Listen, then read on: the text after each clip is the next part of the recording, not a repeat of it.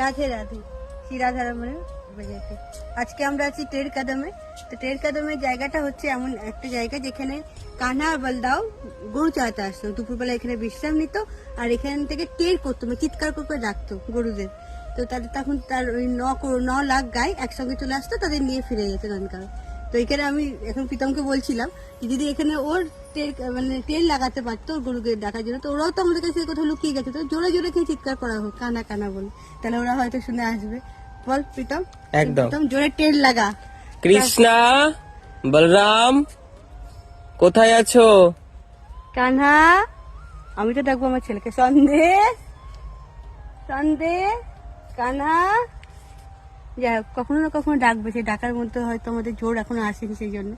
আর প্রচুর ময়ূর এখানে, খুব সুন্দর জায়গা। তো কৃষ্ণের কাছে একটাই প্রার্থনা করবো, এই অরিজিনাল যেন জায়গাটা এরকমই থাকে, আর যেন মেকি না হয়ে যায়। সব জায়গায় আস্তে আস্তে মেকি হয়ে যাচ্ছে বলে মনটাও খারাপ হয়ে যাচ্ছে। রাধে রাধে।